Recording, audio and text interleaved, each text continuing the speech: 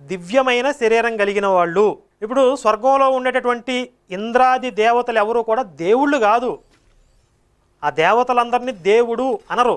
ఇంకా క్లియర్గా చెప్పాలి అంటే మనం కూడా దేవతలుగా మారవచ్చు అమితమైనటువంటి పుణ్యకర్మలను ఆచరించడం ద్వారా.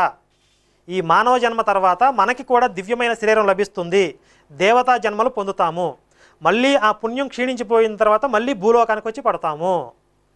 కాబట్టి దేవతలు అంటే ఒక జీవులు. వాళ్ళు దేవత అనే శబ్దానికి ఈశ్వరుడికి భేదం తెలియకుండా 33 కోట్ల మంది దేవతలు ఉన్నారు, 33 లక్షల మంది దేవతలు ఉన్నారు అని చెప్తున్నాడు ఈ పండితుడు.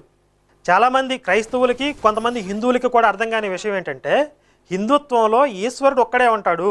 మీరు వైష్ణవ సంప్రదాయం తీసుకున్నారనుకోండి, ఆ సంప్రదాయంలో శ్రీ మహావిష్ణువునే ఈశ్వరుడిగా భావిస్తారు. ఆయనే సర్వశక్తిమంతుడు, సర్వనియామకుడు. ఆయన తర్వాత మిగిలిన వాళ్ళందరూ కూడా ఆయన పరివారము,